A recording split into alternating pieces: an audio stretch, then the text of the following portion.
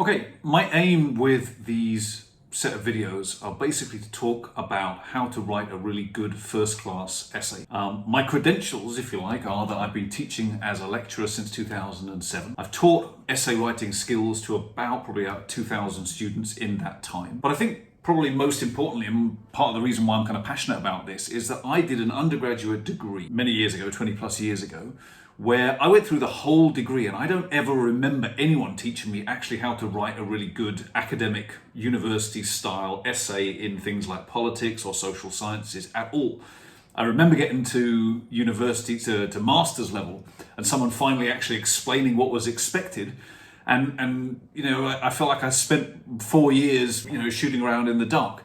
So one of the reasons I try to emphasize this and teach students how to do this is I think that it's not explained very clearly at university. Putting all that aside, let me talk to you about these videos now. I'm going to do a set of videos, really simple, short versions of key themes. Number one today is how to get started. You're trying to write a first-class essay.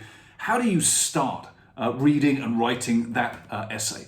Let me give you a quick analogy. So once I went on a work trip to Salamanca.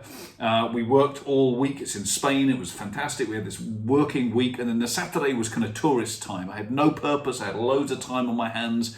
I wandered around the city. It was beautiful. I had no particular agenda. That was Salamanca. On the other hand, New York, right? I remember the first time I went to New York for work, and I arrived there Sunday afternoon. I knew I had business meetings all that week. I needed certain things before the week began. I needed to sort out routes, I needed to get some water, I needed to figure out food and various other things before the week began. I went out that afternoon with purpose. Two styles of reading in preparation for essays. When you've picked up your course guide, you've got an essay question, or you've got to make your own question. Don't do the Salamanca thing. This is not tourist reading, right? Do New York.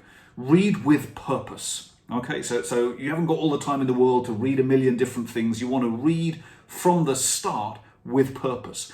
How do you do that? My second tip would be read with an argument in mind. There are quite a few essay writing courses out there, some on the internet, some videos and things. And one of the things that I think the best ones do is they tell you read with an argument in mind from the start.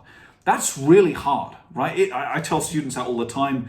But it is hard. Read 1 or 2 journal articles, 1 or 2 research papers, and very, very quickly write down what I would call a thesis statement. Like, what is your argument in a line or two?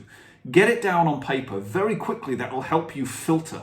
Like, is this next thing that I'm going to read, is it useful? Is it helpful or not, right? And not only that, it'll then allow you to fit those things that you're reading into the actual body of the essay in places as well. I'll come back to that in a second. Third tip is don't think of essay writing like a start. You read for a section, you write for a section, you hand the essay in. Don't think of it in those kind of linear terms. Think of the essay like a circular thing. So you read a little bit, like 1 or 2 journal articles, 1 or 2 sources. Then you write some, right? You get 200, 300, 500 words written. Then you read something else. Then you write a little bit more. Then you read a little bit more and write. So read, write. And then you go back to the start. So you get first draft of the whole essay. I encourage students to do this with dissertations and things as well. Get a draft of the thing written. Get to the end of it. Then go back to the start. So you've got a 10,000 word dissertation. Get 6,000 words written in draft of the whole thing. Then go back to the start. You write in a circular. So read and write all the way through. Fourth tip would be to position your sources. Some really good essay writing videos point this out. Once you've got an argument and once you've got a draft starting to emerge of the essay, think of yourself like an artist. A really good artist, I can't draw for toffee, but a really good artist, often with a canvas, they'll sketch it out in charcoal or something first. They'll get a layer first of, kind of black with shapes and whatever. And then they'll start to fill in kind of shades of color, particularly if you're working in oils and those kind of things. Think of your essay a little bit like that. You want to get a draft of the whole thing to see how it fits together. Then you want to start to piece the color into it. What'll happen is, as you read the next source, then right, okay, my essay is organized in this way. This is my main argument. this source that I'm reading, does it support my argument? In which case it goes into a particular place in the essay. I'll talk about that in another video. Or does it challenge my argument? In which case I've got to respond to it, so I'm going to put it into a different place in the essay.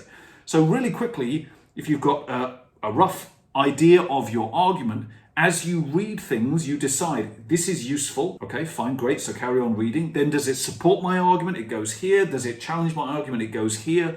But very, very quickly, those kind of decisions you're able to make. Is this useful? Is it not? And then where does it go? So all of those kind of things, positioning your essays. Final tip I'd give you is look at how authors that you're reading, look at how they structure their arguments. Often I think we read quite passively. We sort of read, we take notes. Here's what they said. Oh yeah, 1984, this happened. There's 2000 of this. Right? We take notes on what people have actually said. We don't look at how they are arguing it. If you look at a good academic journal article, I think the structure is generally pretty similar. And I'll explain that in another video. I think that will help you when you think about organizing your essay as well. So don't just look at what they're saying, look at how they're structuring it and how they're saying it as well. So a few really quick, simple points. Read with an argument in mind from the start. Read and write in a circular process, set aside time for those different things. Don't avoid that temptation to read for 3 weeks and then try and draft your essay in a day or two. Read and write. Position your sources. As you read through something, you're figuring out, where does this go? Is this helpful? Is it not? Where does it go in the essay? And we'll come back to that another time. And also look at how the authors themselves structure and organize their material. All right, first quick video. I'll do a set of these over the next few weeks.